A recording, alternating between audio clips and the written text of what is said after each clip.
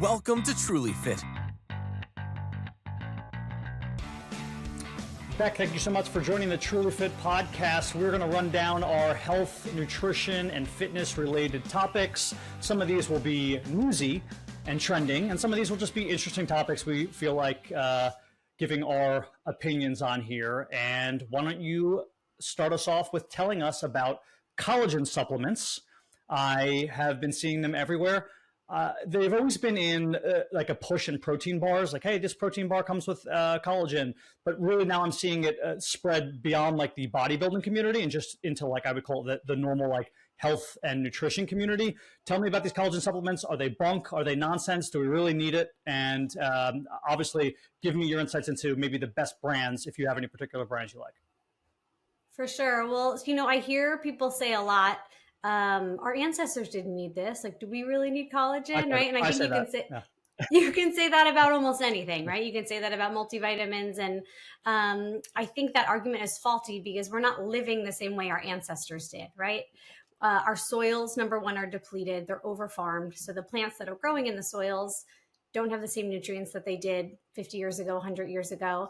And then the animals that eat those plants very similarly aren't getting the nutrients. And then humans who eat the animals, again, aren't getting the nutrients. So a lot has changed and, our lifestyles have changed. We are chronically stressed. We're not getting enough sleep.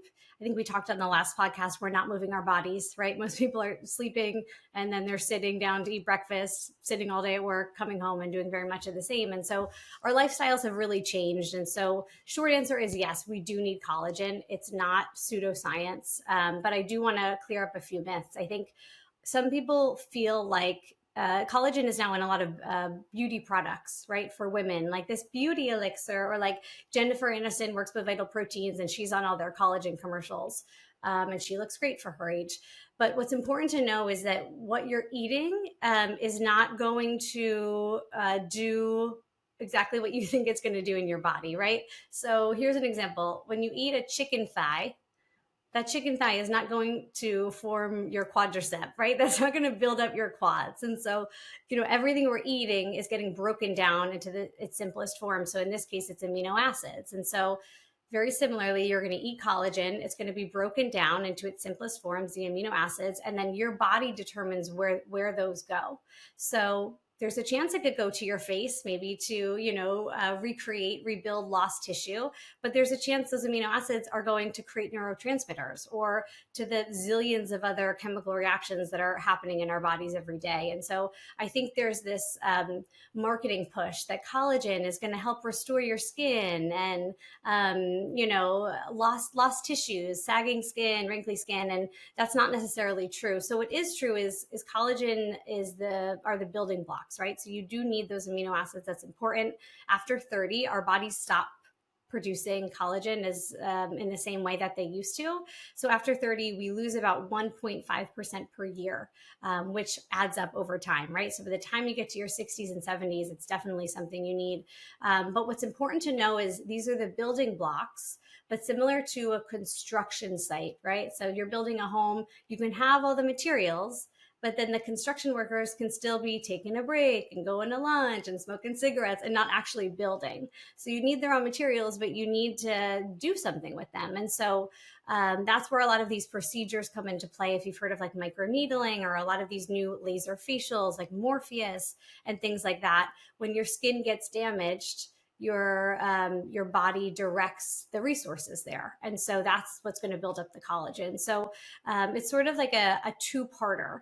And what's interesting, I was actually speaking with my dermatologist recently, and she was saying she had a girl come in who is getting ready for her wedding. And before wedding, some women get really stressed. She lost a lot of weight. She did this laser facial. So it's Morpheus. It's microneedling combined with the laser. So you kind of look like a monster for like a couple days after, and then, your collagen and your skin rebuilt, but she wasn't healing well. And so the girl came in and was blaming the doctor. My doctor's like, you haven't eaten anything in weeks. Like, you're so stressed about your wedding. Your body doesn't have those building blocks to repair and to give you, the skin that this procedure is supposed to provide. So it's definitely twofold. And, don't be sold on marketing that collagen is all you need for beautiful skin. It is helpful. on the other side, on the physical side, as opposed to just appearance, there are studies that say that if you do have a history of stiff joints or painful joints, not necessarily associated with an autoimmune disease or like arthritis, but if you're sort of on that path and you notice that you're achy, they've done studies that have said that collagen supplements daily can improve that, can reduce pain and can improve mobility in certain populations. So it's definitely something to consider as we get older. I know they have, you can take it in pill form. I think that's harder because you need to take a lot of them. I like the Vital Proteins. You want to make sure it's, a grass-fed collagen. So I'm a fan of collagen. This might be more of a Leah question than you. That's our cousin who is a makeup artist, but do they push it in like a transdermal form? Do they go, oh, hey, if you need it in your face, here's some like transdermal like collagen you can just like rub on? Is that a thing or no? No, I haven't necessarily seen that with collagen, but I have seen them market like specific amino acids. And, a lot of people didn't take biochemistry. So they're like, oh, lysine, like methionine on my face. I'm like, no, this is just marketing mumbo jumbo. This means nothing. So no, transdermally, I haven't seen it work in that way. All right. So when you take a collagen supplement, provided it's third-party tested and it's actually real, you're really just taking in the amino acids from that, which maybe are different amino acids than you're otherwise getting. And then your body's using that however it may use it. And that could be to help repair your face, so to speak. But we don't actually know that the collagen is specifically helping that. But we would say that in general, it should be helpful. You're just giving your body more amino acids that it might not have because of your diet or lack thereof. Absolutely. Yeah. And then even in general, even if you're eating very well, after 30, your body stops producing as much of it. So it's good to have the raw material, but it's not magic and it's not going to, magically change your skin. There's definitely a lot of other steps there. All right, on to the next tier. Okay, next one. We're going to talk about bench press arc.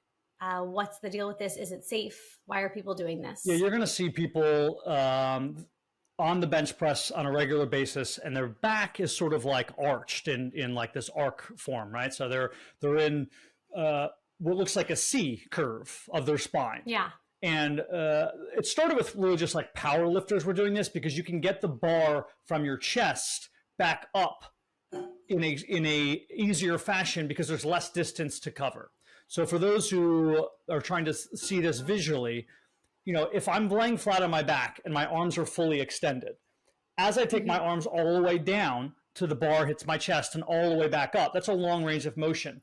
But if I can arch my back, and might push my chest out another 6, 7, 8 inches, then it's going to be a shorter range of motion. Essentially, it's a decline bench press, which a lot of people do anyway. So you'll see people on the decline bench, which is what you would do maybe sit-ups on, right? So your head is below, right? Your ankles and your feet are wrapped around something or the back of your knees, right? And you're doing sit-ups. You can do a bench press on there, and it's easier. You can lift more weight that way. And that's what your body starts to do. Now, here's the issue. Number one, a lot of these bodybuilders are doing this, and then other people are copying this, thinking like, oh, this is what they do, so I should do it. We have to ask yourself, like, zoom out here. Why are they doing this? Well, for them, these power lifters, I should say, not bodybuilders, power lifters specifically, they're doing it because it's a means to an end here. Their goal is to get as much weight up as they can and put it back on the bar. Maybe it's a competition. But it's not actually, it's helping the muscle to the optimal way, because ultimately you want a full range of motion for that muscle and for the joints, right? And for the ligaments. We want range of motion. That's more important. Yeah. Right? And so then it's like, what's your goal? What's your goal? We want to wear the muscle out, right? We want to make sure we're working through the range of motion. We want to make sure that we're tiring the muscle out and doing more repetitions. In some cases, maybe some cases more weight, depends on your goal. Again, I don't want to get into the specific goals, but you, the average guy lifting in the gym, right? Don't probably, like, if your goal is purely strength and I just want to lift as much weight as I can and show people how much weight I can lift, I get it. Now, from a safety perspective, there are things to be concerned with. Now, most people who are doing this are doing it properly, where they're bridging in a sense, right? They're using their legs, they're bridging up. They probably have strong cores and strong lower backs, and that's assisting them. And again, it actually makes the weight feel lighter in a sense because of the fact you're creating a decline bench by doing that. But where it's harmful is you're putting a lot of undue stress on your cervical column. So when you're lying flat and your thoracic spine is touching, right? Maybe your lumbar is not. There's usually a little space in between your lumbar and a bench, but your thoracic spine is giving you a lot of stability there on the bench. Stability, right? Yeah. Now that thoracic spine's up off. So now you have a lot of downward pressure while you're pressing weight forward, which is putting even more pressure. It's like being in a car accident, right? So like as you're pushing weight away from your body, you're essentially pushing your cervical column further back into the bench. So yeah, I am concerned with the average person doing that as far as their cervical column is concerned. And as we get older, almost all of us, you'll hear people like, I have clients who come back from like the ortho and they go, oh, I have degenerative disc disease. I go, what? Everybody has degenerative disc disease. This just means you're getting older. It means you're aging, right? There's different forms of it. There's different, like you can be in a latter stage of it, but everybody has it. It's like saying like my cells are getting older. Like what? Like, so, yeah, I don't get why certain people do it in the gym who have goals that are not purely to be a strength power lifter, and I am concerned about it from a cervical column perspective for the average person who is not working with a personal trainer. Yeah, again, I think it goes back to personalized fitness, right? You have to do what's right for you, and you have to do what makes sense according to your goals. There's no one size fits all, especially when you're doing something risky like that. I mean, just hearing about it makes me nervous. I don't think I've ever even seen it in real life, but just picturing it just seems nerve-wracking. I'm surprised you've never seen it. I know that you do a lot of working out at home and you kind of do your own thing, but if you walk into a big box gym, you're gonna see it. Maybe I'll look for it. Yeah, to the extent where these things start trending like anything else. So everyone is starting to do it now. It's like, try it. And it's like, well, why are you doing it? Like, what is the purpose behind this? What do you think you're achieving by doing this? Yeah. Don't do it. Well, you'll see different forms of it too. Now you'll see people, even like in sort of more of like a Pilates yoga-esque movements, they'll just be bridging on the floor. So I see women do this all the time in like classes. But that's okay. That sounds much safer. Well, no. So let me give you more details to this. They're bridging on the floor, and while they're bridging on the floor, they have dumbbells and they're chest pressing. And I still think you're taking a risk there, especially if you lift your head up mid repetition. You're putting a lot of undue stress on your cervical column. It doesn't make sense. You're not challenging your chest muscles more by being in that bridge position. Just separate those two movements. You don't need to combine a bridge with the chest press. Yeah, I see a lot. Everyone is like looking around, right? It's like, what is everyone else doing? Oh, he looks good. What is he eating? Oh, he looks good. What is he doing at the gym?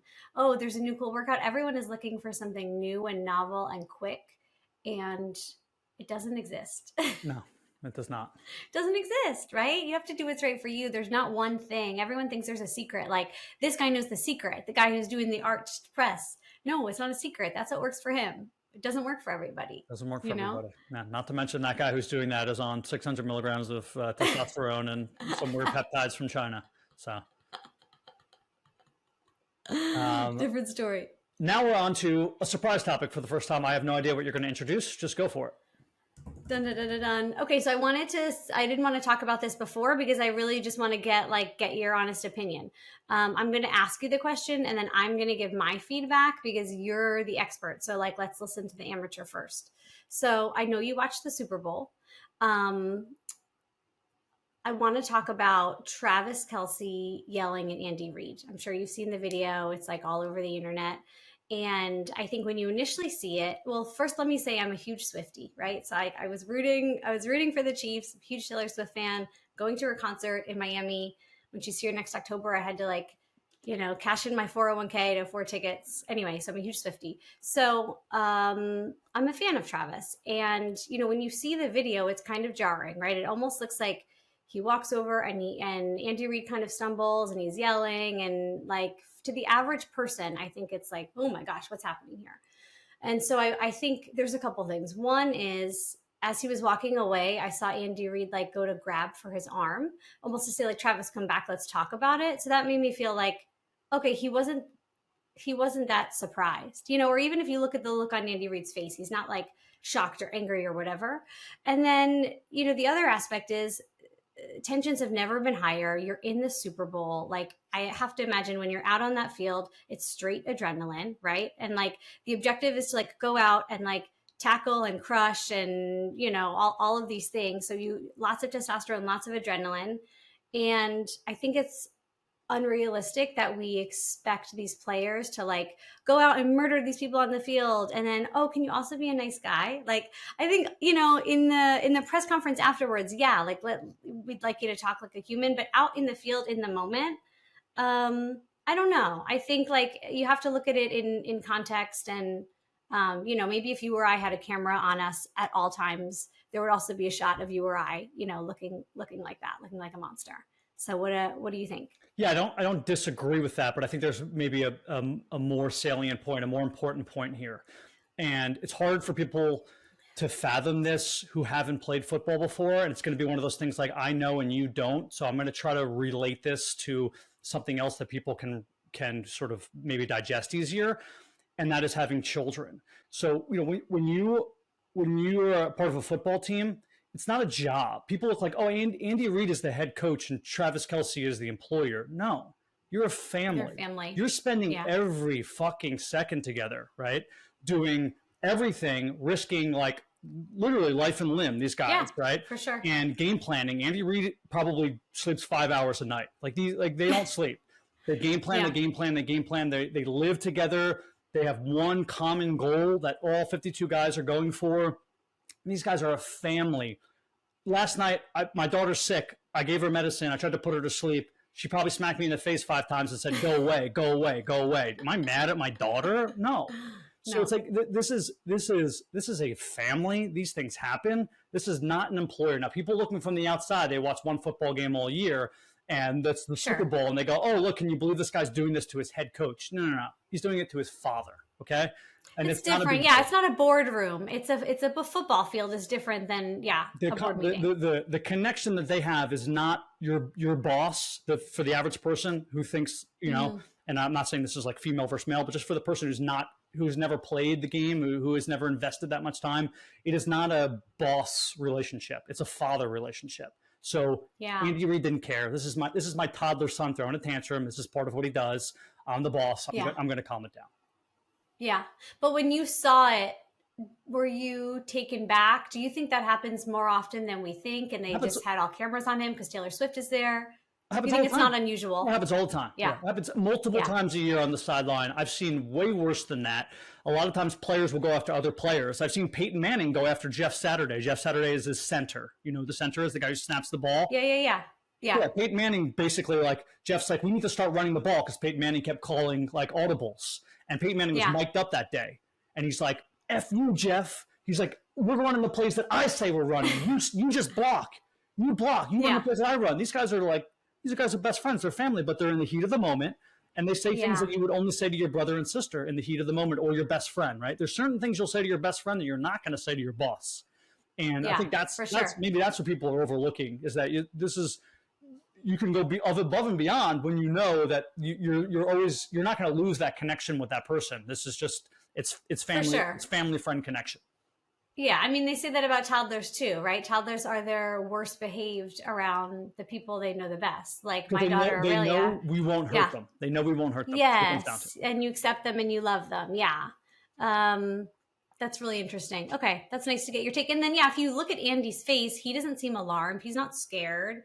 And even afterwards, I think they interviewed him and asked him, and he was like, oh, you know, Travis keeps me on my toes. Like, he wasn't like, nothing. That was his response. So I think it's also hard to have a camera on you every moment, right? If you had a camera catching every millisecond of your facial expression and what you did, you could look like a monster too, right? Sure. It's just like it doesn't happen in a vacuum. Yeah.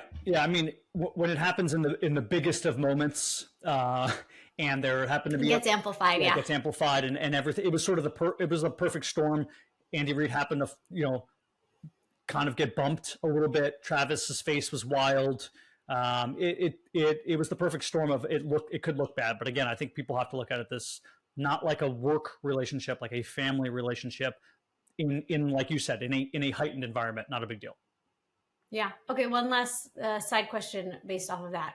Do you think when the players are on the field, right? Like you've been on the field before, they're not even thinking about the cameras, huh? Like, do you think they're all just like, it's like the stands are empty. They're just like playing the game. It's like you're just out there and it's just you and the other team. Or is it almost like you're an actor and there's people and like you're, doing things for the crowd? 99% of the time, they're not thinking about that. Now, here and there, it's so in your face, you can't, especially in the NFL. Yeah. There's literally cameras that they have a zip line that goes across the field, right? Where there's a camera that goes. So you can't totally block it out. There's cameras everywhere. But no, when they're on the field, there's so much fight or flight in every second. You have so much going through your mind, right? Before the ball is snapped, if you're the middle linebacker, you're thinking about, okay, there's motion coming across the line here. I have to be ready to maybe fill this gap. And what is the blitz? What is this guy doing? On top of the fact that you do have that fight or flight. I could get injured on any play. So your body's just, you're at this crux where you're trying to do a million things and your mind is working so fast that you live in the moment. There's no other way to do this but to live in the moment. So no, most of the time they do not notice the cameras and they're not playing to the cameras. Yeah, that's really interesting. Okay, thanks. Good topic. On to the next. Okay, next one is pickleball dangerous. So I haven't heard that pickleball is dangerous. In my mind, pickleball is like ping pong. So like what is happening out there on the courts?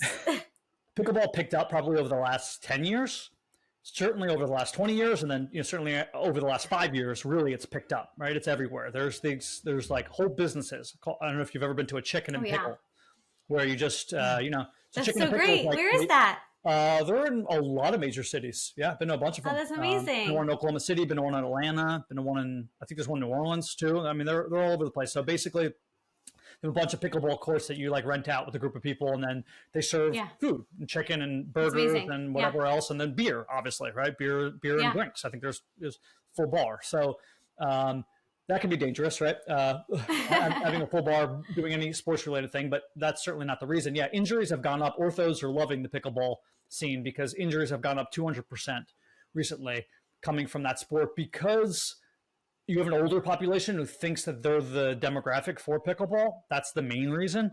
So you have older people thinking, okay, tennis, there's a little, even in doubles tennis, there's a little bit more moving around, right? In pickleball, the court is smaller. For those who don't know what pickleball is, imagine yourself standing on top of a ping pong table, right? There's a low net and there's not a lot of room. If you're standing on sides of like obviously a larger, if you were standing on sides of a real ping pong table, you would crush it. But that's what it feels like, right? So it's a little bit different than tennis, where the court is very big. So their thought is, okay, isn't it just the first two blocks of the tennis court? Tennis court is you can play it inside of there as well. Yeah. So there's paddles. There's a ball that maybe mimics like a wiffle ball. If anyone's played wiffle ball as a child, it's a kind of plastic and different. And the movements are quicker because of the fact the court is smaller and the ball's moving fast, right? So you have to react quicker. That's not good for the older population. It's like jerky motions as opposed to like flowing and smooth. Yeah. It's much quicker, right? These balls come at you fast. You got to make quick decisions. The lateral movement is everything, right? You got to move laterally. You got to move backwards. You have to move awkwardly in quick directions. This is not what is good for old people. So you have this older population. At the country club that I used to work at, everyone started playing pickleball and they would come back to me injured. I'm saying, first of all, are you warming up? That's the first thing. Most people are not warming up like they should. Nobody's warming up. Right? Nobody's warming up. Before I do my average workout, me as a 38-year-old, I have to warm up for like 15 to 20 minutes depending upon the day. I think that's another thing too. That's a whole other topic to talk about, warming up. Yeah. You shouldn't stretching. But you shouldn't just set some arbitrary time. Like, I'm going to warm up for 8 minutes today. Why? Like, what if you need 20? And what if you need 4? Feel it out. Because sometimes you're going to need longer to warm up, depending upon how your body feels from the day before, what exercises you're doing, the temperature, what are you wearing? I warm up faster in a sweatshirt. Most people do, right? So like all these factor into your warm up. But these old people are not warming up. They're seniors. They're 65 years old. They're warming up by just hitting a few balls, and then like, okay, I'm ready to play pickleball. and they're getting injured. There's a lot of sprained ankles. There's a lot of torn ACLs. There's a lot of broken wrists. There's a lot of collarbone fractures because your, AC joint, you're putting your arm down as you're falling. So pickleball isn't necessarily any more dangerous than, let's say, tennis, maybe a little bit more, I would say. But it's the fact that people are doing this sport as if it's golf, as if they can just do, as they can start it at an old age and not have a problem, when that's just not the case. Well, that's interesting because there was a study that said, and Dan Buettner, who wrote the book Blue Zones, right? The areas in the world where people live the longest. He quotes it all the time. There was a study that said paddle sports can add up to 9 years to your life, indicating, and I think this is for a lot of reasons. One, as you get older, it helps you form community, right? And he found that community is really important as you get older. It helps you stay active. But I wonder if it's maybe less about the sport and maybe more about the way people are playing, right? Because like men in general tend to be a little competitive, right? Or get more aggressive. Because in my mind, you can play a soft, easy game of pickleball, just like you can play, a soft, easy game of tennis. And that's good for you, as opposed to, some other sports where you do get injured, right? And you can play, if you're playing in a way that's not damaging to your body, you can play up into your 80s, right? And a lot of other sports you can't. So, well, I have to be the contrarian here because I've never found a study that I can't poke a hole in. And these are rich people sports. So of course, rich people are living longer. They have the money. They care more about their bodies because they have the time to spend on it, right? So like a 12-year-old kid coming out of like East Harlem is probably not playing badminton. But the kid in Northern Virginia, whose parents, work for the FBI and the government, he's probably playing badminton. So I do think there's it seems more correlative than causal. For sure. Yeah. It wasn't a double-blind, placebo-controlled study, but the evaluation is that if you can continue to move more as you get older and have community, that's really important when it comes to longevity. And there's not a ton of other sports for older people, right? Like other than golf, like what do you see people playing in their 60s and 70s and 80s that's helpful? Yeah, well, before I answer that, I think the most important part is where are you starting? How quickly are you progressing? What are you trying to go to? My issue is not the 65-year-old guy who's never stopped, where he went from, sure, he played basketball and he got a little bit too old, so then he moved to tennis, and then that was a little hard, so then he moved to doubles tennis, and he's just maybe just downgrading sports a little bit, but he always kept his body moving. He always cared about himself. He's not too overweight. He doesn't have major joint issues, those sorts of things. It's the people who just literally get up off the couch after they're not having worked out for 25 years. Maybe they just retired, right? They're an accountant. They've been doing the thing we've been talking about, right? The car, the bed, whatever. They retire, and then I'm going to pick up pickleball day one. It's like, well, maybe we have to work up to this. Maybe you should meet with a personal trainer and say, hey, can I work on moving laterally and figure out how to activate those muscles and get my body moving in patterns that I've never moved in before I just jump into the sport. So it's not necessarily the sport that I'm concerned with. It's going from 0 to 60 and not preparing yourself to do the sport and just pretending or not knowing, being naive to think, oh, I can do this with no problem. Yeah, I mean, listen, when we started this discussion, I said, how could pickleball be dangerous? And I honestly haven't ever played, but I think a lot of people are probably under the same, have the same ideas about it that I do, that it's safe, that it's fun, that it's easy, and don't really understand the intricacies of the sport. So that's good to know. There should be some caution. We're doing good public service announcements here. Watch out, people. Be careful on those pickleball courts. So I'm going to share my screen for the next topic here, which is cozy cardio. I saw this on TikTok, and I had some initial thoughts on this. You know what time it is. Let's get it. Filling up the water. Let's make a protein coffee. This is the combo for the coffee today. I do half calf because I'm an anxious girly.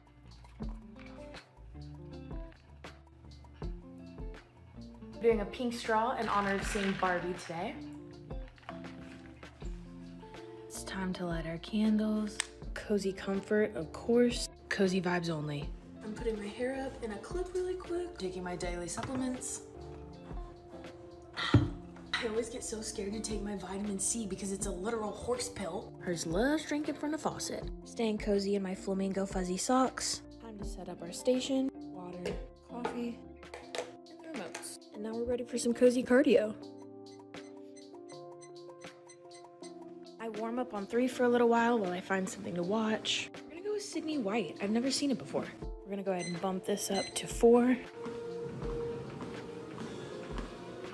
Been about 20 minutes. We're gonna bump it up. All right, we're gonna spend the last 10 minutes cooling down. Just like that, 40 minutes is up. Walk 2.65 kilometers and burn almost 170 calories. All right, I'm clocking out. Say good morning to the sun. Another fantastic cozy cardio session. Stay cozy. All right, now that we watched the video, you first. Your first thoughts. My first thoughts are I love it. And like, I know that's probably a very feminine answer, but you know, I think any way we can get people moving is important. And I think in the last couple of years, there's been this push for these like high intensity classes, right? In Miami, we have Barry's Boot Camp or Peloton or a lot of these high intensity exercise, Orange Theory, and that can be good. However, what I tell clients is if you are already stressed and your cortisol is already through the roof, high intensity exercise is not what you need, because it's going to further increase your cortisol. And that's what makes you retain belly fat and can actually be harder to lose weight. So for me, I think the last couple of years, personally, I've been stressed, right? With like a 2-year-old. And so now I'm just starting to get back into high intensity exercise. But up until now, I've prioritized low intensity exercise. So I like the fact that she goes into it in a calm way and like lighting the candle and, you know, watching the TV show. I mean, she's working out for 40 minutes. So do I think that this is effective to be your only form of exercise? No, but I like the idea of incorporating this in, especially on days where you're like, I don't have it in me to go all in at the gym. Like, okay, let's do some cozy cardio. Like get out and walk for 40 minutes, light a candle, feel good. I get that. And I think I'm coming around to it a bit more. I think the first time I watched it, I rolled my eyes, and now I'm coming around to it but let me tell you my hesitations or my first thoughts. I'll start backwards. She ends the video by opening the door outside and going, oh, look, it's a beautiful morning. Well, why didn't you fucking take a walk outside then? Right? Like you turned on like a rerun of Sex in the City, and you're sitting in the dark alone, walking on your treadmill, drinking your coffee. Like you could have gone outside. So yes, I appreciate that. Yeah, I guess that was my first sort of problem with it. Again, not a huge issue. I'm just as somebody, if I'm going to optimize this workout, which maybe isn't the purpose of this, that's what I would say. Then we have to look at the coffee, which I don't want to go down the rabbit hole unless you do of saying, hey, we really need to cut corners in certain places. If your ultimate goal is health and wellness, at some point you have to cut corners, right? Everything can't be about like there's this whole push now and this whole movement to say, because these carnivore people got crazy and because they only eat fruit people and only eat fat people and only eat carbs people and only eat lamb people, whatever. I'm a mammist. They only eat mammals. Like now people just go, oh, fuck it. You can eat whatever you want at any time. Don't ever listen to anybody. Just eat whatever you want. So like at some point, maybe we got to rethink how much creamer you just put in that coffee. And then and drinking coffee, I don't support drinking coffee like while you work out. Like you should 100% be drinking water, and it seems like it's the morning, so she just woke up, she should be drinking water, electrolytes. But I think the idea is, in general, the general concept of cozy cardio, right? What do you think about it? I think it's good. And listen, you have to start somewhere. If this person is just starting their journey and other people need to start their journey here, it's fantastic. She doesn't look like a world-class athlete. She looks like she's likely just getting started. What I hope, though, what I hope is that this is like a lot of things in health and fitness and exercise, whether it's you finding a healthy drink you like or you having a new healthy habit, is that this builds onto other healthy habits and you start to increase these things, not where it's one of these, I'm fighting the norm and like, this is my new exercise. Screw everybody else. Once a day, I'm going to walk for 40 minutes while drinking my 350 calorie coffee and watching Sex in the City. It's like, well, it's not going to do it. It's not going to do it. No, you have to start somewhere. And I will say it is cumulative, right? It's because I have clients, I'm sure you have clients that say, I don't have an hour to work out. I don't have an hour to work out, so I'm not going to do it. And I'm like, hey, 10 minutes counts. Like 15 minutes counts. It's okay. Like it really does all add up. And you have to meet people where they're at. but I agree with you that this shouldn't be the end goal, or the only type of exercise that people are just attached to. We need to diversify a little bit.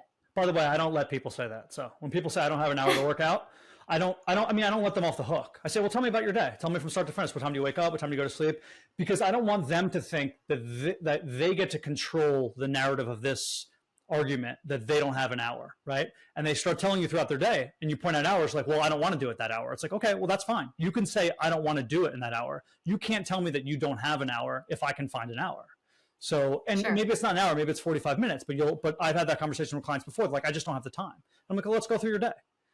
And it's like, well, if you, maybe it seems like I'm overstepping my boundaries in some sense, because it's like, oh, this is my life. It's like, well, you made an implicit statement that says, I don't have this, not that I don't want to do this. So I'm going to call you out on this. And I think that's another whole topic and conversation. But For sure. A lot of people lie to themselves and say, I don't have the time to do this when they absolutely. Yeah. And if you can trade that out with, I don't have the time, with, it's not a priority. It's not a priority for me to work out for an hour. At least you're being honest with yourself. But, I have a degree in health coaching, right? So there's a lot of psychology, and certain people need their butt kicked, right? They need a trainer to say, make the time, get up at 5 a.m. and let's do this. Other people, when they're met with resistance, they push back and then they're not going to do anything. So it's like, you have to know who you're working with. You have to know your client, right? In the same way you have to parent your child, you have to work with your client and figure out what they need. But some people, it's like, okay, you know your life, you're the expert in your life. I'm here to guide you, to help you, incorporate something. There's no one right answer. You have to work with the client, and their personality and figure out what goes into it. But I 100% agree that people who say, I don't have the time, nobody has time. Yeah. People make time. And I think that's it. Speaking of working with people, maybe that's my perception of cozy cardio right away. It comes from working with people as a personal trainer, because it would be, my first instinct is that someone's doing this and they're my client and they come to me and be like, I'm not losing weight. It's like, well, okay, well, we need to take this up a notch now. This was a great start. I'm glad you're getting up at 45 minutes earlier and you're getting on the treadmill, and this is great, but this is stage one. Now you've graduated. Now we have to go to stage two. We have to start taking other steps to get into, the weight loss journey. We got to go somewhere. Yeah. And then, I think there's the argument of our whole lives, this modern environment has been designed to keep us comfortable. And that's killing us in a lot of ways, right? We're sitting all the time. We get food delivered to our doors. We get anything delivered to our doors from Amazon. And, what we found is hormesis, right? This state of your body being stressed can actually, activate longevity pathways, right? That's why the sauna is good. That's why the cold plunge is good. That's why working out until you're sore and sweaty is good. So it's movement, getting any movement in is better than no movement, but we have to get uncomfortable, right? You have to get uncomfortable in order to grow, no matter what that looks like for you. Drinking the 350 calorie coffee while you stroll and watch Sex and the City. Are you uncomfortable? Because if not, you're probably not going to see results. Touche. Yeah. I think the next topic leads into this perfectly, because there's a similar sentiment that I'm going to have after you introduce it. Oh, I'm interested. Okay. So, Pilates, is it enough on its own, or is this just similar to cozy cardio to you? It's very similar to cozy cardio. I am somebody who has a Pilates background. I was, peak Pilates, level 2 trained, which means I'm, trained on the ground and the reformer. I taught many hours of Pilates, probably over 1,000 in my life. I still think it's in addition to, it's not exclusively. Now, if you're a good enough, because it's not cardio. So if you're a good enough instructor and you're willing to not just do classical Pilates, and you're willing to use the reformer and the other Pilates equipment, the chair and so on and so forth, the Cadillac, in other strength training kind of fashions, if you have a different background like I did, and you can kind of incorporate all of it, it could be enough. But what I will say is the reason Pilates is trending is because there's so many people doing the easiest versions of it. And it comes back to the cozy cardio thing, where it's I can tell people I'm working out, and I can feel good about myself, but I'm really not pushing myself. I'm not doing anything that's tough. I'm not breaking a sweat. I'm not sore afterwards. I'm just going through the motions. And I see too much of it. I see too much of it not being pushed. Now, you can make Pilates like one of the more difficult hours you will ever have in your life if you have the right. Okay, I'm glad you said that, because I've taken a Pilates class and it kicked my butt. Like, I couldn't do what some of the other people were doing. I couldn't walk for 2 days after. So I'm assuming there's different levels. Oh, if you have the right instructor and you're doing the right things, specifically on the reformer, not so much on mat Pilates, it's an absolute amazing killer workout. There's a reason why these, that started with dancers who really were pushing this in like New York City and London. But there's this new culture of healthy at any size, like we talked about in the last episode, and that's a big push in the Pilates movement, and people who are just not working that hard. So what I will say is I don't want to just look at Pilates and single them out. When I say Pilates isn't enough, nothing is ever enough. You need to do a little bit of everything. So if you told me I'm only doing bodybuilding, I would tell you, well, that's wrong. That's not the best thing for your body to only do bodybuilding, because typically you're only moving in 2 planes of motion in bodybuilding. You're moving in sagittal and frontal. You're not moving in transverse. You're certainly doing a lot of harm to your joints and ligaments. You're not flexible. You're not raising your heart rate maybe to the level you should, at least for the amount of time you should, to challenge different energy systems. So you shouldn't just do any one modality. So I'm not just picking on Pilates from that sense, right? I would pick on anybody. But what I would say is, yes, it's the trending portion, I think, is because of the healthy at any size. And you can make Pilates very, very, very, very, very easy, where you can't really make CrossFit easy. Sure. Yeah, that's interesting. I have a few older clients, 65 plus, that have done Pilates. And I think that is really good for them, because one of the, just to provide a counter argument, one of the best things you can do as you get older, as you know, is stretch, right? Because stretching really does prevent injury. And as you get older, falling can create a cascading events, that we're trying to avoid. So I think the stretching aspect and the, resistance workout aspect, especially as you get older, is really helpful. But yeah, if you were to do like top tiers of workouts, where does that fall? It probably falls somewhere in the middle. If you told me I only get one piece of machinery to run every single thing I need to do on, it would probably be a cable machine, but the second would be a Pilates reformer. So that tells you how versatile it is and how important it is. I ran whole classes in 5 and 6 men over the age of 60 who were training to stay in shape for golf, and they loved it, right? So you could. So people always think about it, it's like, oh, it's just like young women. No. Any age can use this. Any gender can use this. It's fantastic. So my issue isn't with Pilates. It's not with the reformer. Again, it's with the fact that because it's so versatile, you can make it really, really, really tough. You can make it moderate workout, and you can make it really fucking easy where you're not getting anything out of it. And I think that's why it's trending, because of the healthy at any size. A lot of people are joining into Pilates and saying, oh, hey, I went to Pilates class today. And then you found out what they did, and you're like, well, that wasn't, that's not how I teach Pilates, and that's not, you were not getting the most out of the reformer. Let's just say that. So is there a way to tell, like if I go sign up for a class at a new Pilates studio, is there a way to tell levels or like questions to ask the instructor, or is it just based on like how sore I am after the class?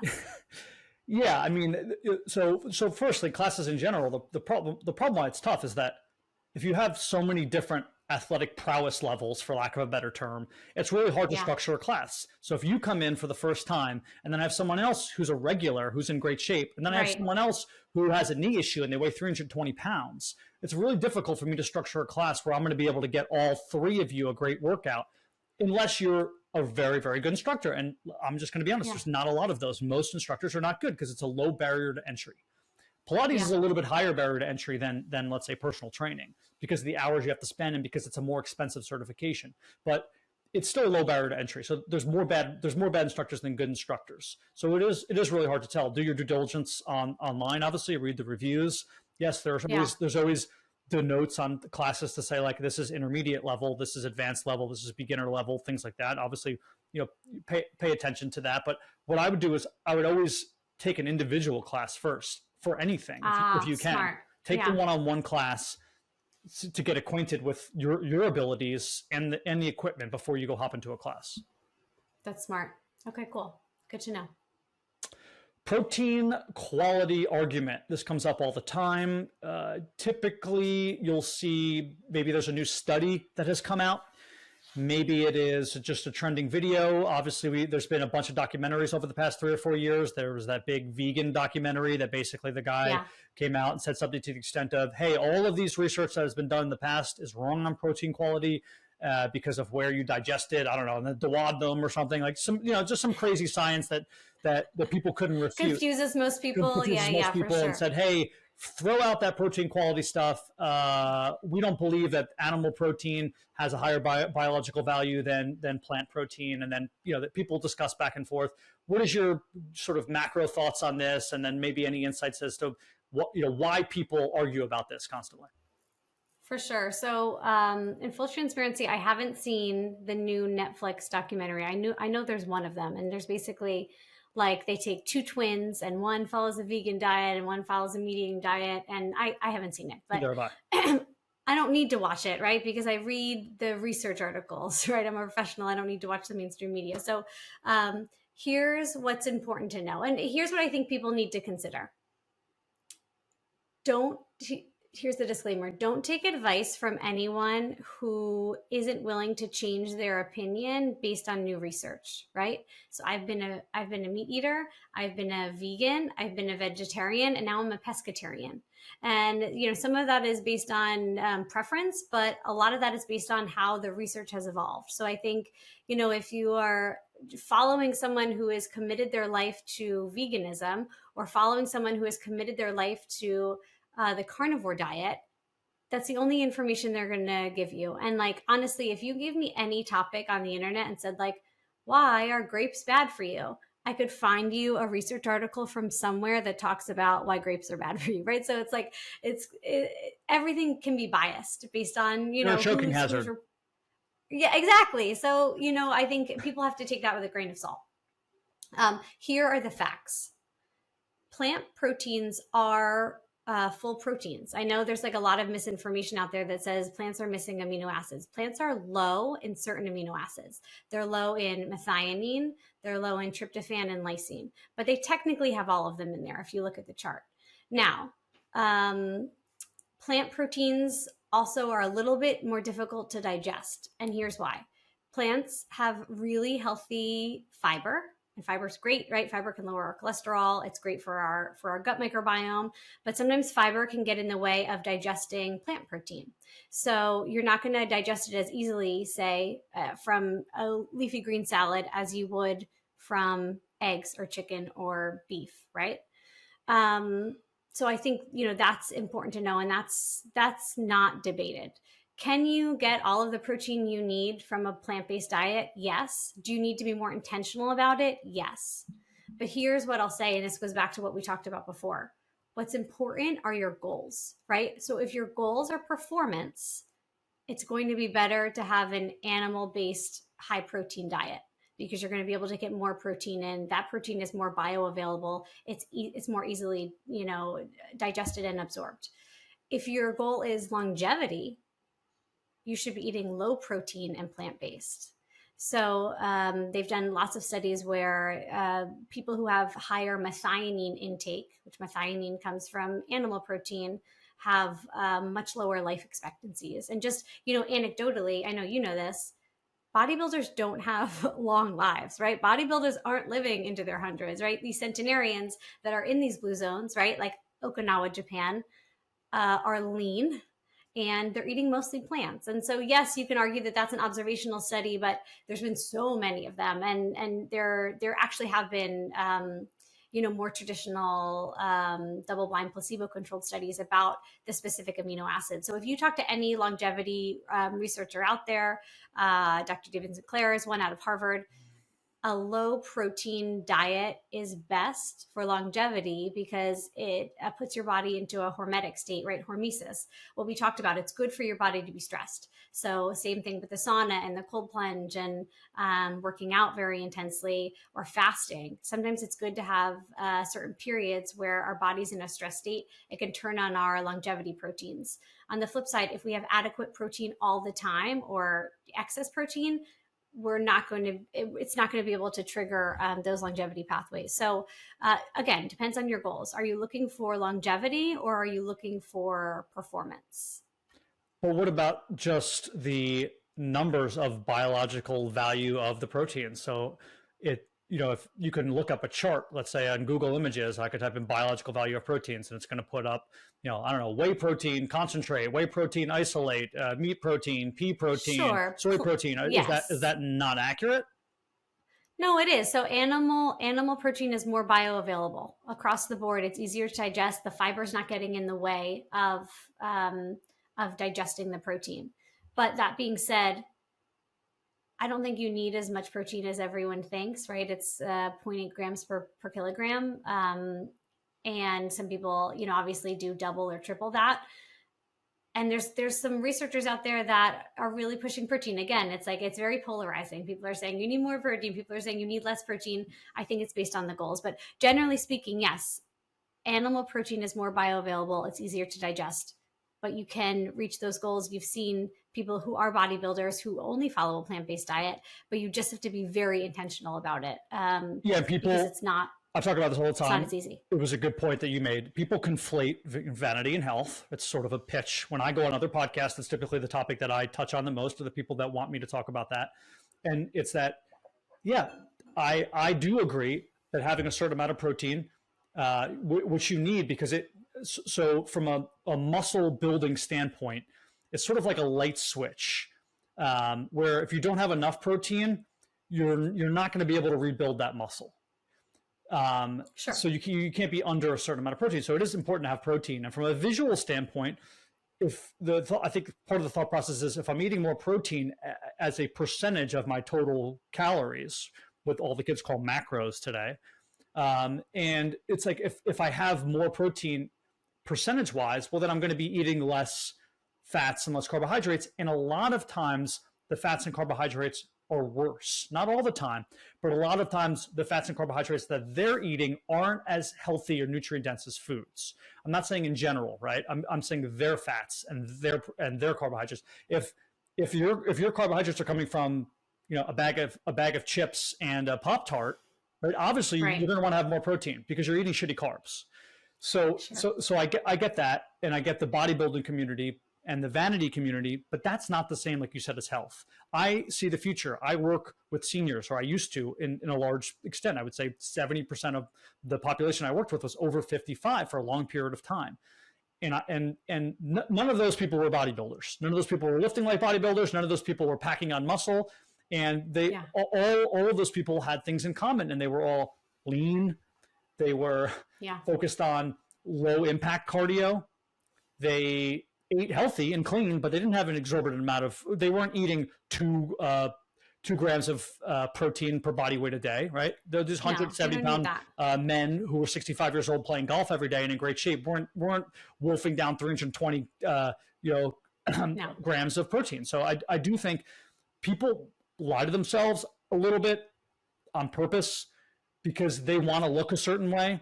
They have sure. ulterior motives of maybe getting the girl next door or looking good online.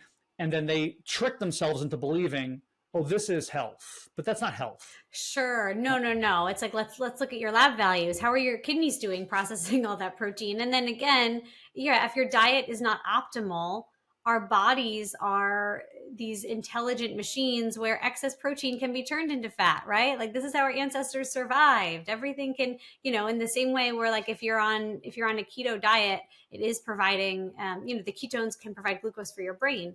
So it's not, eating excess protein isn't like a fail safe, right? I think people are just like, well, I'll just eat tons of protein. No, it doesn't work like that. So you're right. It depends on not just how many macros you're getting, but the quality of the macros. What's the quality of the protein you're getting? Are you just having processed bars? Are you having grass-fed steak? Are you having pasture-raised eggs? Right. So, the how is really important. Like, not instead of the what, it's the how. How are you consuming it? And like, how was it processed? That's also super important. Agreed.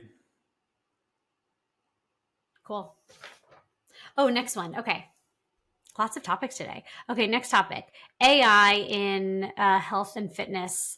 Are we doomed? Is it going to replace all of us? First of all, I want to say I love artificial intelligence. I've been reading and studying might not be the right word, but I've been reading and consuming information on AI for years. You've been using it. Not using it, but I just mean reading sort of the concepts. I mean, there's whole like big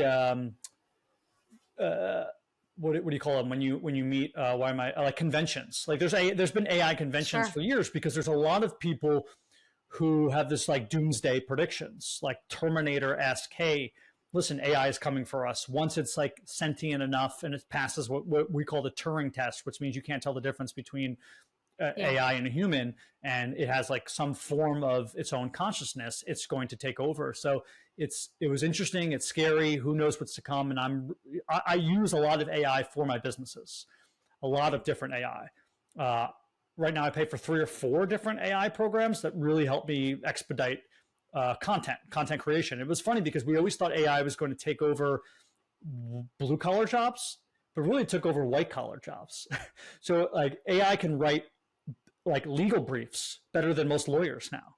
Yeah. I saw something that like AI got the top score on an LSAT. Like they let AI take and LSAT isn't just multiple choice. LSAT is like writing. Yeah, there's writing. Essays, there's other things to go, but it hasn't taken over blue collar jobs just because it wasn't easy enough to do that. It wasn't designed for that. Now, will it eventually? Yeah. I mean, I don't think there'll be people driving trucks in 10 years. That's just my opinion. I think AI will be driving trucks, and there's going to be a shift in how the world works from an economic standpoint. But getting back to our industry, it's great in the health industry, like what I would say, like the medical industry, which my wife works in, because you're able to compile all, like there's no industry that has more information than that industry.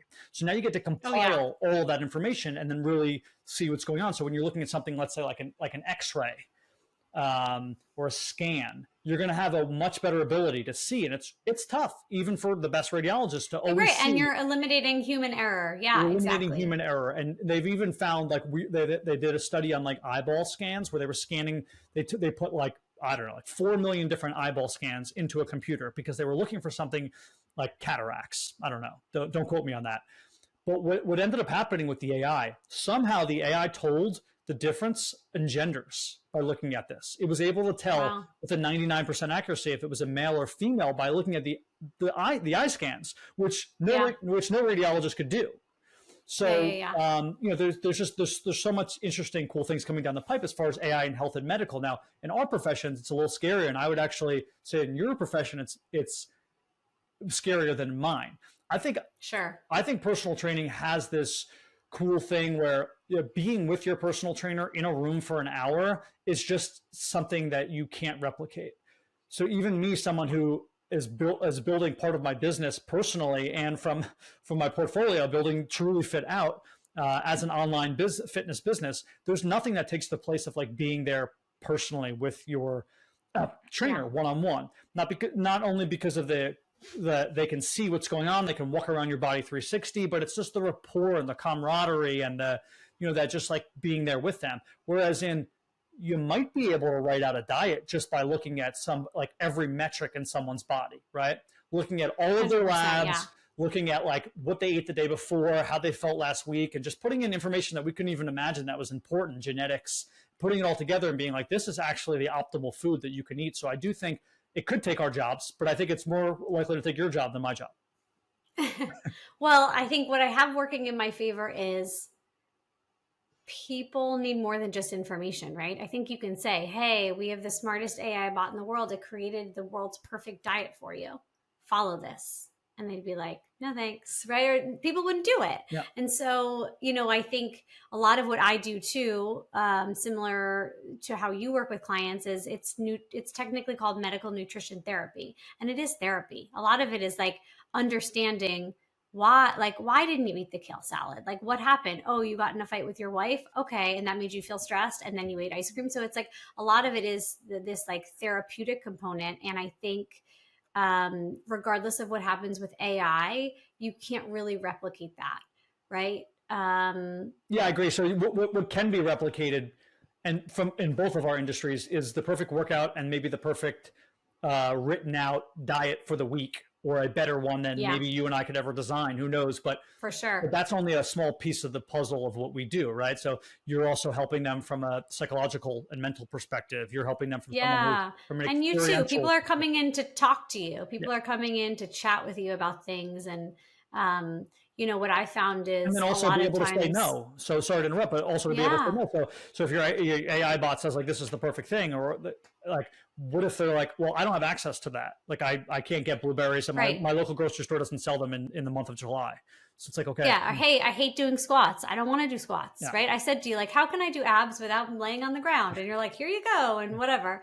I think there's something about it you can't replicate. And, how long have we had automated customer service, right? When you call your bank, or when you call anybody, when you call the airlines, and it's like, I just want to talk to a human. How many times have you said like representative, right? And it's like, sometimes you just want a person to talk to. And I think, so I'm not worried about it from that perspective.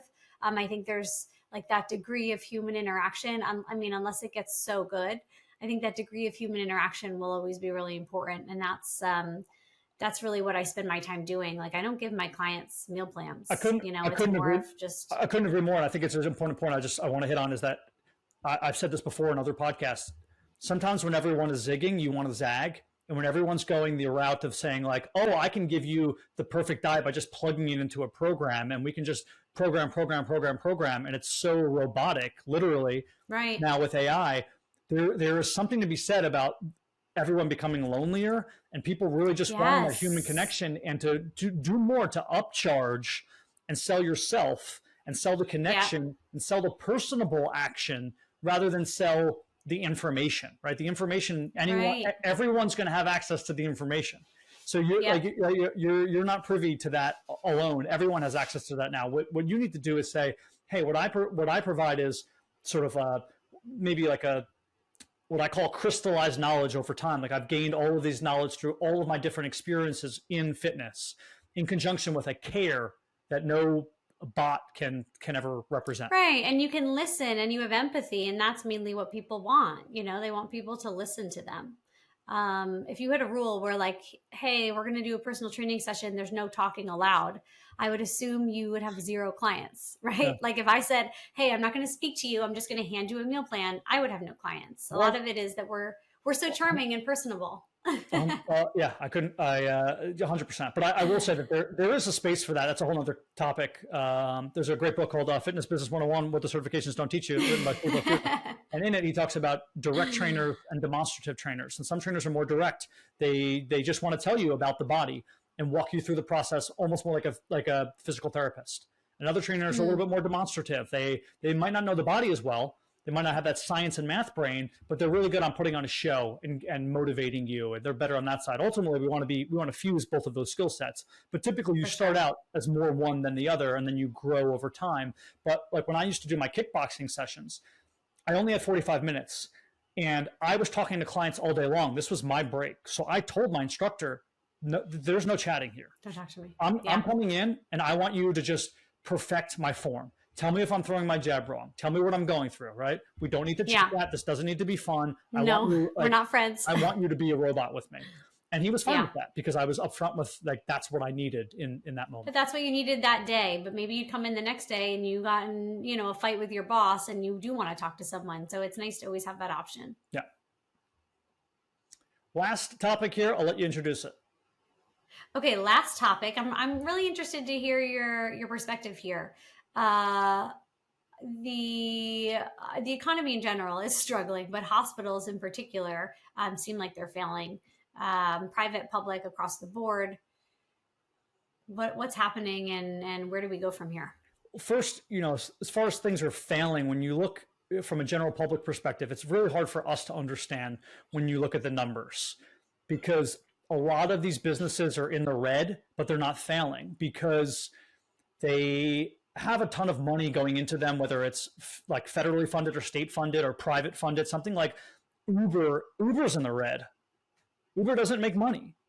And people are like, what? No, but also that's for tax purposes, right? If you don't make money, you don't have to pay taxes. So you can just kind of keep going. Yeah, I mean, some of it is when you look at someone like an Elon Musk or something who basically takes loans out because you don't pay taxes on debt.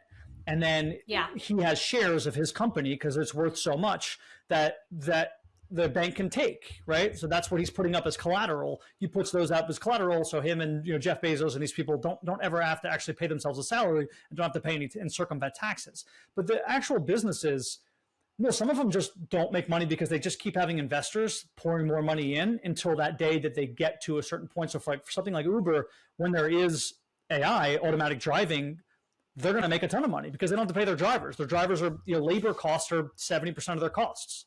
So, that's when all the money comes in. But yeah, some of it is because of tax implications. They're fudging the numbers and going on. But, I think the number is something like 50% of states. So 25 states, inside of those 25 states, 25% of those hospitals are failing. So 1/4 of hospitals in 25 states are failing. Yeah. And it's mostly in rural areas. And there's a few reasons why. Number one is it's really hard to get good physicians. I know this, my wife's a physician. Yeah. You get recruited to go to these places. But if you're a physician, let's say you're an orthopedic surgeon who could make $460,000 in South Beach, or you could make $515,000 in North Dakota. Do I want to? Where are you going? Do I want to take that extra 45, 50 grand at that point to go to North Dakota, or do I want to live in South Beach where I can actually spend that money and have a good time? So it's really hard to get people into rural areas, good physicians, and to get them to stay there for the community. That's one problem. The second problem is, hospitals they're not looked at as like the fire department or the police department. So with the police department or the fire department, you pay them not just for doing services, but for being active and ready to do services.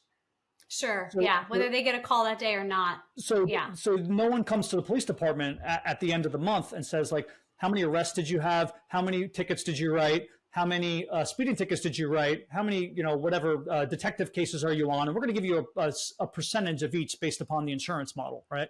That's not how it works, because they're getting paid for the chance that they might be used. The hospital and the medical industry doesn't necessarily work that way, right? They're getting paid for the services they do, but they're on call. They're on standby. They're always there. The employees are there. The building's there. The lights are on. And we're not using the pay scale model in the same way as we would, again, for a fire department or a police station. So I think that's another part of the problem. Obviously, the whole insurance model it doesn't work. From backwards, it doesn't work with this many people. I think it could work. A lot of things can work when they're small. But when it gets this big, it just doesn't work well. And we've seen that time and time again. I don't have the answer to, like, how do you rip the insurance model out? I don't think it would ever happen unless the doctors themselves were the ones saying, like, hey, we're not gonna do this anymore. We're gonna take some sort of step backwards outside of, like, ER doctors, and we're gonna go on strike unless we change this insurance model, because there's just too much money involved in it. But I do think from a rural standpoint, what could be done is that these people have to start investing money into their communities so that they can get good doctors. So I'm in a place in a very rural place where there's no downtown. If I'm the hospital, I buy up all those stores inside of their downtown, which I would say 80% of the businesses don't exist in the small town I live in. There's the skeleton for them, right? They had a downtown. They had a burgeoning downtown in 1940. It's just not there anymore because everyone moved out of rural areas. Well, what do? You buy up those businesses, you make it an investment. It should be cheap. It's not like you're buying space in South Beach, right? You're buying space in Nowheresville, Texas.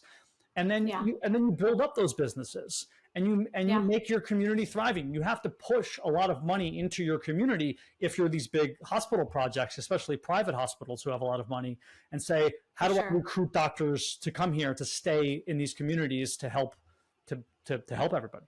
So I think that's a really interesting model, and it's been done before. So before I lived in Miami, I lived in Philadelphia, and not necessarily at a hospital, but the universities were doing this, right? So for anyone who's not familiar with the Philadelphia area, University of Pennsylvania, which is an Ivy League school, is in West Philadelphia, right? In West Philadelphia, if you watch The Fresh Prince growing up, it's like not a great area. And so what the school did is they bought up a ton of property around that area for professors, for students, and to really revitalize the area and make it nicer. And then Temple University is in North Philly, very similarly. So they didn't do it when University of Pennsylvania did it, but now they're starting to do that. So it's like, if you want to have this institution that is going to last and is going to draw in the people that you want, right? In that case, professors, in this case, doctors, you have to invest in the community. I think it's essential. Yeah, it's a great point. I didn't think about that. When I was in Savannah, Georgia, SCAD, Savannah College of Art and Design, did the same thing. I mean, they went from having 2 or 3 buildings in the downtown area to there wasn't a building that was for sale or for rent that SCAD didn't scoop up. And you turned around, and 2 years later, every single building was a SCAD building, because part of their, and I get it, part of their portfolio of investing is just saying, this is a good investment. Like this, it's real estate.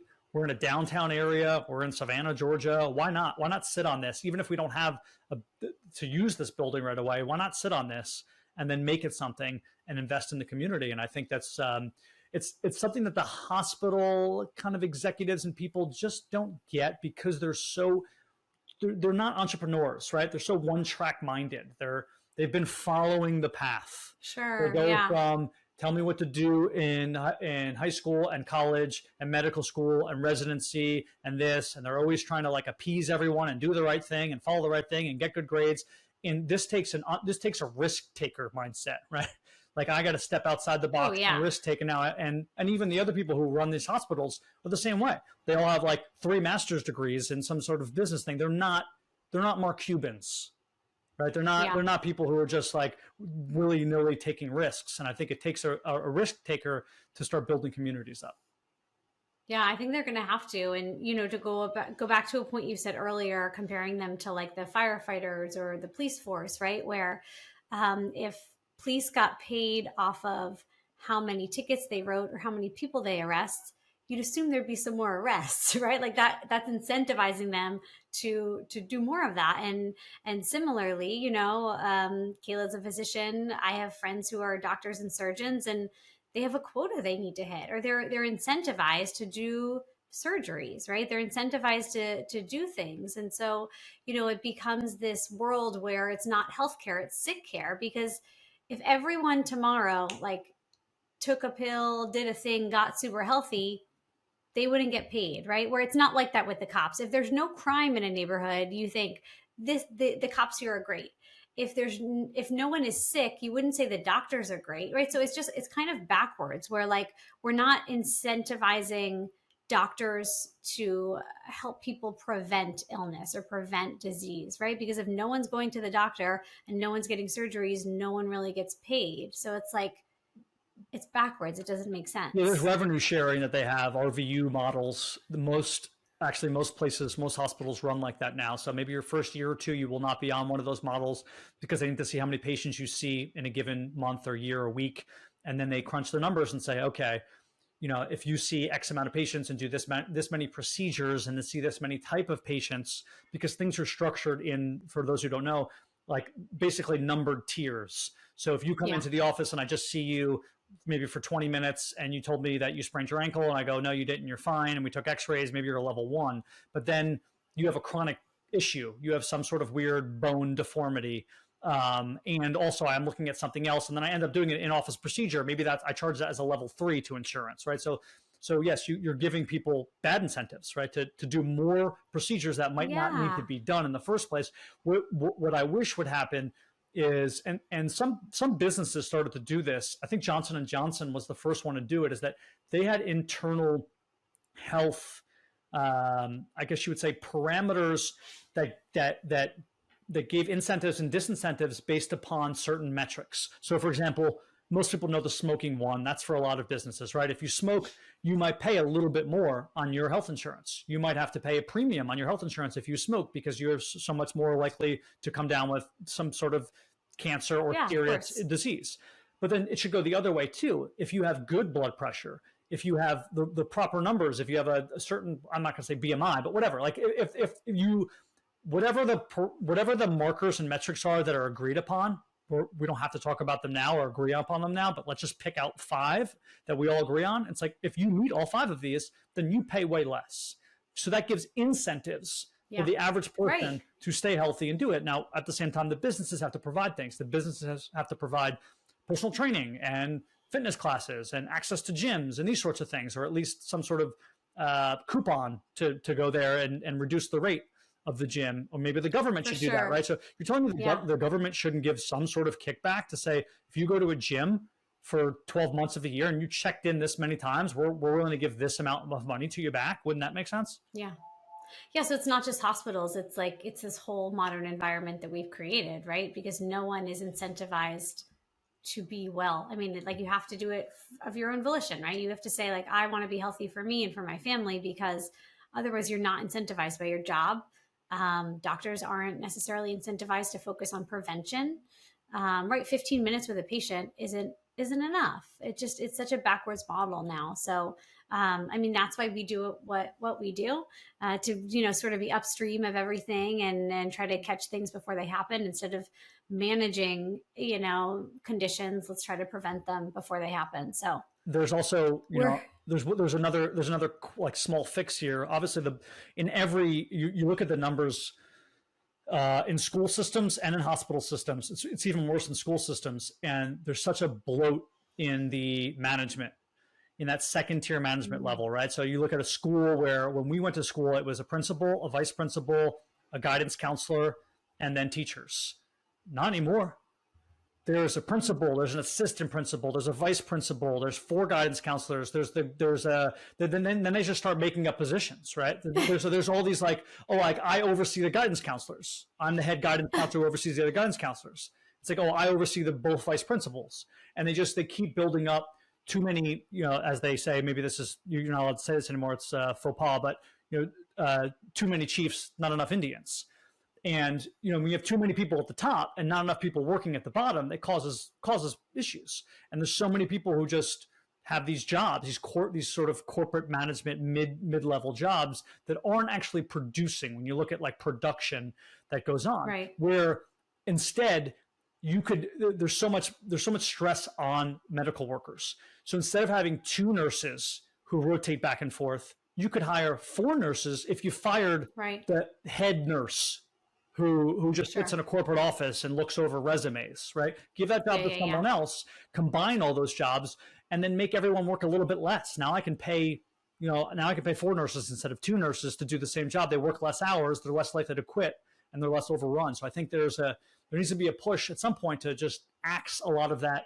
And really why it happened is that there was this big push in our era, from our times, for people like our mom, even, who they go, it's so important to get a master's degree.